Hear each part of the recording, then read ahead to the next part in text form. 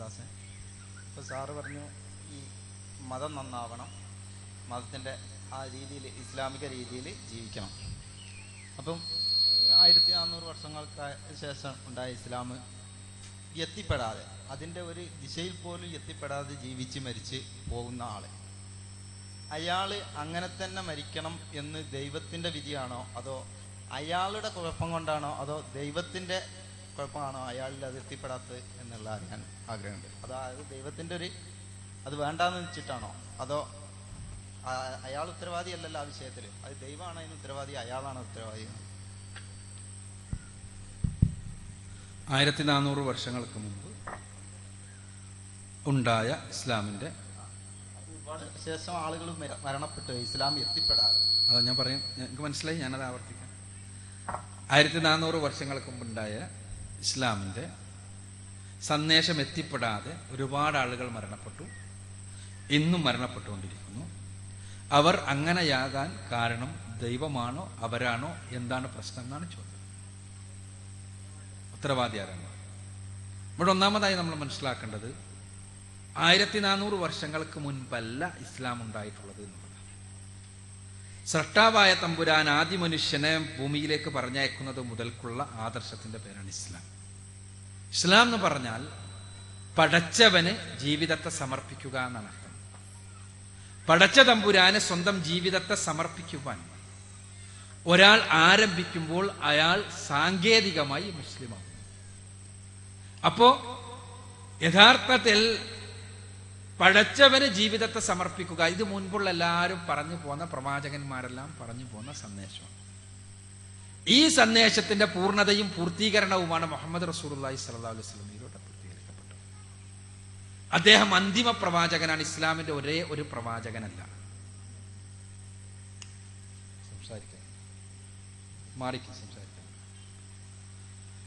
ഇസ്ലാമിന്റെ ഒരേ ഒരു പ്രവാചകനല്ല, അന്തിമ പ്രവാചകനാണ് അദ്ദേഹം. അപ്പോ അദ്ദേഹത്തിലൂടെ പൂർത്തീകരിക്കപ്പെട്ട ഇസ്ലാം അന്ന് മുതൽ ജനങ്ങളിലേക്ക് മുസ്ലിങ്ങളിലൂടെ പകർത്തപ്പെട്ടുകൊണ്ടിരിക്കുന്നു. അത് എത്തിപ്പെടാത്ത ആളുകളുടെ സ്ഥിതിയാണ് രാജന്റെ ചോദ്യം. അത് എത്തിപ്പെടാത്ത ആളുകളുടെ അവസ്ഥ എന്താണ്? ഒന്നാമത് നമ്മൾ ആലോചിക്കേണ്ടത്. രണ്ടാമത് അതിന് കാരണമാര് എന്ന്. ഒന്നാമത്തെ പ്രശ്നം, ഇസ്ലാം 14 നൂറ്റാണ്ടുകൾക്ക് മുമ്പ് ഇസ്ലാമിന്റെ പൂർത്തീകരണം സാധിച്ചുകൊണ്ട് മുഹമ്മദ് റസൂലുള്ളാഹി സ്വല്ലല്ലാഹു അലൈഹി വസല്ലമ എന്ന ഒരു മനുഷ്യനിൽ നിന്നാണ് അന്ന് ഇസ്ലാം തുടങ്ങുന്നത്. ഒരേ ഒരു പ്രവാചകനിൽ നിന്ന്. ആ ഒരു പ്രവാചകനിൽ നിന്ന് തുടങ്ങിയ ഇസ്ലാം അടുത്ത അവിടെയുള്ള ചുറ്റുപാടുകളിൽ, അദ്ദേഹത്തിന്റെ ചുറ്റുപാടുകളിൽ മക്കയിൽ, പിന്നീട് മദീനയിൽ, പിന്നീട് അറേബ്യയിലെ വ്യത്യസ്തങ്ങളായ ഭാഗങ്ങളിൽ, കാലങ്ങൾ കഴിഞ്ഞപ്പോൾ ലോകത്തിന്റെ എല്ലാ ഭാഗത്തും ഇസ്ലാം എത്തിച്ചേരുന്ന അവസ്ഥയുണ്ടായി. ഇത് എത്തിക്കുക എന്ന ദൗത്യം മുസ്ലിങ്ങൾ നിർവഹിക്കേണ്ടതാണ്. ആ ദൗത്യം നിർവഹിക്കേണ്ട ബാധ്യത മുസ്ലിങ്ങൾക്കുണ്ട്. എല്ലാവർക്കും ഈ സന്ദേശം എത്തിക്കുക എന്ന ബാധ്യത. ഒരാൾക്ക് എത്തിയിട്ടില്ലെങ്കിൽ അതിന് പടച്ചവൻ ഉത്തരവാദി എന്നോ ആ വ്യക്തി ഉത്തരവാദി എന്നോ അല്ല. യഥാർത്ഥത്തിൽ മുസ്ലിങ്ങളാണ് അതിന് ഉത്തരവാദി, മുസ്ലിം സമൂഹമാണ് ഉത്തരവാദി. അപ്പോ എന്നാൽ എത്തിയിട്ടില്ലെങ്കിൽ അയാളുടെ അവസ്ഥ എന്താണ്?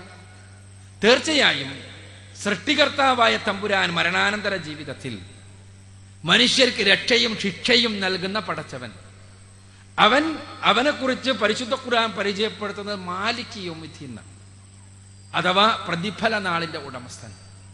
ആ പ്രതിഫല നാളിൽ ഒരു മനുഷ്യൻ പോലും താൻ അനീതിയോടുകൂടിയാണ് പരിഗണിക്കപ്പെട്ടത് എന്നോ, തന്നോട് തരുമ്പെങ്കിലും ദൈവം തമ്പുരാൻ അനീതി കാണിച്ചു എന്നോ പറയപ്പെടുന്ന ഒരവസ്ഥയുണ്ടാവില്ല. പരിശുദ്ധ ഖുർആൻ ആവർത്തിച്ച് പറയുന്ന കാര്യമാണ് വലാ യുളമൂന നഖീറ. ഒരു തരിമ്പ് പോലും ആരോടും അന്ന് അനീതി കാണിക്കപ്പെടില്ല. ഒരാൾക്ക് ഈ സന്ദേശം എത്തിയിട്ടില്ലെങ്കിൽ അത് എത്തിയിട്ടില്ല എന്നും അത് എന്തുകൊണ്ടാണ് എന്നും അയാളുടെ തകരാറാണോ എന്നും മറ്റുള്ളവരുടെ തകരാറാണോ എന്നുമെല്ലാം കൃത്യമായി വ്യക്തമായി അറിയാവുന്ന സൃഷ്ടികർത്താവായ തമ്പുരാനാണ് അയാൾക്കുള്ള വിധി നിർണയിക്കുന്നത് എന്നതുകൊണ്ട് തന്നെ അയാളോട് ഒരു തരിമ്പ് പോലും അനീതി ഉണ്ടാവുകയില്ല എന്നുള്ളതാണ് യാഥാർത്ഥ്യം. എന്നാൽ ഇത് എത്തിക്കേണ്ട ഉത്തരവാദിത്വം പ്രവാചകൻ ആ ഉത്തരവാദിത്വം തുടങ്ങി. അന്തിമ പ്രവാചകൻ എന്നുള്ള നിലക്ക് അതിനു മുമ്പുള്ള പ്രവാചകന്മാരെല്ലാം അത് ചെയ്തു വന്നു. ഈ അന്തിമ പ്രവാചകനിൽ നിന്ന് അദ്ദേഹത്തിന്റെ സമൂഹം ആ സർക്കിള് വലുതായി വലുതായി വലുതായി വലുതായി വന്നു. അങ്ങനെ വലുതായി വന്ന് ഇന്ന് ആഗോളം ഭൂമി മുഴുവനും ഈ സന്ദേശവും സന്ദേശ പ്രചാരണവും നടക്കുന്നു. ഈ സന്ദേശം മറ്റുള്ളവർക്ക് എത്തിക്കുക എന്ന ഉത്തരവാദിത്വം ഈ സന്ദേശം ഉൾക്കൊണ്ടവരിൽ നിക്ഷിപ്തമാണ്. ആ ഉത്തരവാദിത്വം നിർവഹിക്കാത്തതിന് ഒരാൾക്ക് എത്തിയിട്ടില്ലെങ്കിൽ ഉത്തരവാദി സത്യത്തിൽ അയാളാണ്, അവരാണ്. ആ ഉത്തരവാദിത്വം നിർവഹിക്കേണ്ടത് അവരാണ്. പടച്ചവൻ ആ ഉത്തരവാദിത്വം പ്രവാചകനിലൂടെ, സഹാബിമാരിലൂടെ, താബീകളിലൂടെ മുസ്ലിം സമൂഹത്തെ ഏൽപ്പിച്ചിട്ടുള്ള ഉത്തരവാദിത്വമാണ് എന്നാണ് ചുരുക്കം. സാറ് ഒന്നും കൂടെ, പിന്നെ ഈ ആത്മാവും ജീവനും ഒന്നാണോ അതോ രണ്ടാണോ?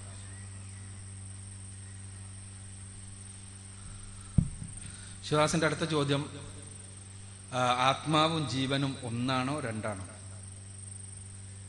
നമ്മൾ ജീവൻ ആത്മാവ് എന്നെല്ലാം പറയുമ്പോൾ ഏത് രൂപത്തിലാണ് അത് പ്രയോഗിക്കുന്നത് എന്ന് അനുസരിച്ചിരിക്കും ആ കാര്യം എന്നാണ് എനിക്ക് ബേസിക് ആയിട്ട് സൂചിപ്പിക്കാനുള്ളത്. അതെന്താണ് അതങ്ങനെ? നമ്മൾ ശാസ്ത്രത്തിന്റെ ഭാഷയിൽ ജീവൻ എന്ന് പറയുമ്പോൾ ഓരോ കോശത്തിലുമുള്ള കോശം ഇരട്ടിക്കുവാൻ പ്രത്യുൽപാദനത്തിന് സാധിക്കുന്ന തലങ്ങൾ ഉള്ള കോശത്തിനകത്ത് സ്പന്ദിക്കുന്ന ഒരു പ്രതിഭാസമാണ് ജീവൻ. അങ്ങനെയാകുമ്പോൾ ജീവൻ ആത്മാവിൽ നിന്ന് തികച്ചും വ്യത്യസ്തമാണ്. ബീജത്തിന് ജീവനുണ്ട്, അണ്ടത്തിന് ജീവനുണ്ട്. മാതാവിൽ നിന്ന് അണ്ടം വരുന്നു, പിതാവിൽ നിന്ന് ബീജം വരുന്നു. ഇത് രണ്ടും കൂടിച്ചേർന്ന നമ്മുടെ ആദ്യത്തെ കോശം, ആ കോശത്തെ സിക്താണ്ഡം എന്ന് വിളിക്കും ശാസ്ത്രം. അതിന് ജീവനുണ്ട്. അത് 2 ആയി 4 ആയി 8 ആയി 16 ആയി 32 ആയി 64 ആയി 128 ആയി 256 ആയി 512 ആയി അങ്ങനെ അങ്ങനെ അങ്ങനെ വിഭജിച്ച് നമ്മളാകുന്ന മനുഷ്യൻ. ഈ മനുഷ്യ പരിണാമത്തിന്റെ, ഗർഭാശയത്തിലെ മനുഷ്യ പരിണാമത്തിന്റെ ഒരു പ്രത്യേകമായ ഘട്ടത്തിൽ പടച്ച തമ്പുരാൻ അവന്റെ ദാനമായി നൽകുന്ന ഒരു പ്രതിഭാസമായിട്ടാണ് ആത്മാവിനെ, റൂഹിനെ ഇസ്ലാം പരിചയപ്പെടുത്തുന്നത്. അപ്പോൾ റൂഹ്, ആത്മാവ് എന്നത് ദൈവത്തിന്റെ പ്രത്യേക ദാനമാണ്. അതേസമയം ജീവൻ എന്നത് കോശങ്ങളിൽ നിന്ന് നമുക്ക് ലഭിക്കുന്ന ഒരു പ്രതിഭാസമാണ്.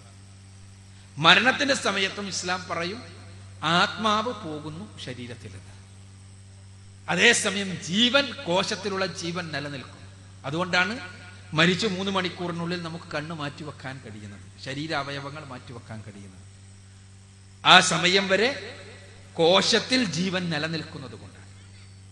അപ്പോ കോശപ്രതിഭാസമായ ജീവൻ ആത്മാവിന്റെ സാന്നിധ്യത്തിൽ നിലനിൽക്കുന്നു. അതിന്റെ രണ്ടിന്റെയും നിലനിൽപ്പുകൾ തമ്മിൽ ബന്ധമുണ്ട്. എന്നാൽ രണ്ടും 2 പ്രതിഭാസങ്ങളാണ്. പിന്നെ പൊതുവെ ഇപ്പൊ നമ്മൾ എല്ലാവരും അറിയപ്പെടുന്നത് ഓരോരുത്തർക്കും ഓരോ ആത്മാവ് എന്ന രീതിയിലാണ്. അപ്പൊ ഞാൻ അവിടെ ഒരു പവലിയനിൽ വായിച്ചു,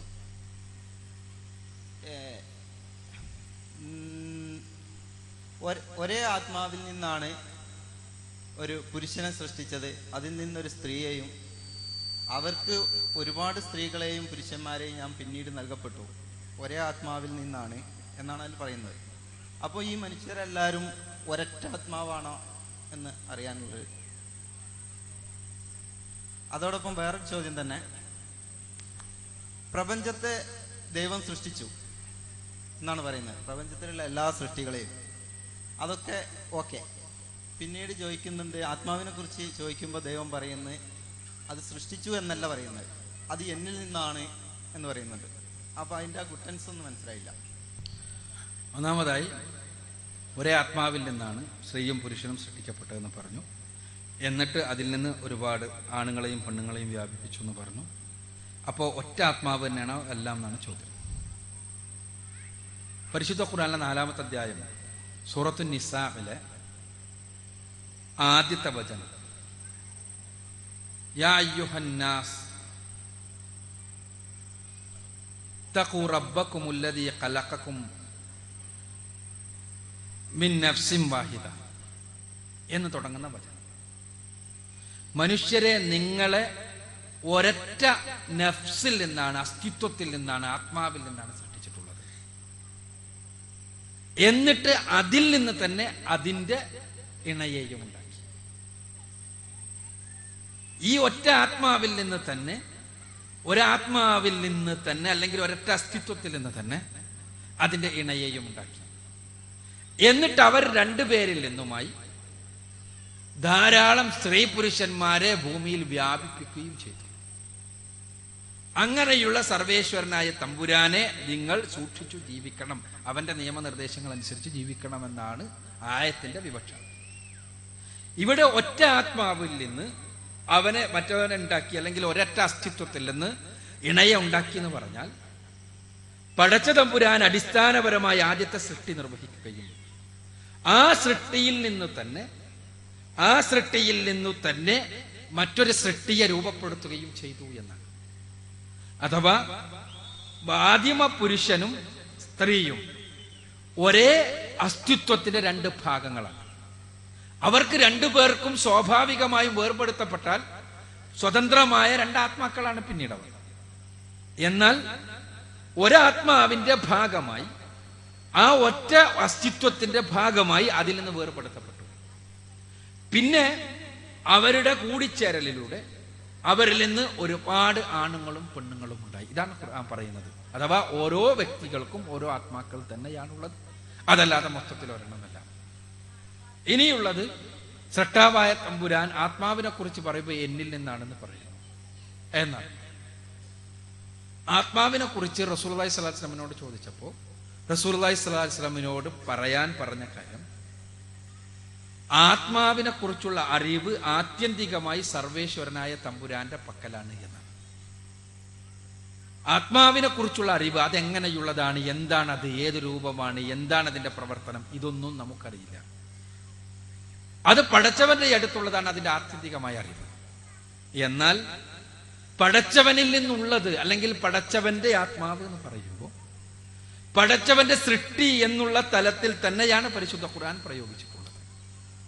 പടച്ചവന്റെ സൃഷ്ടിയാണ്.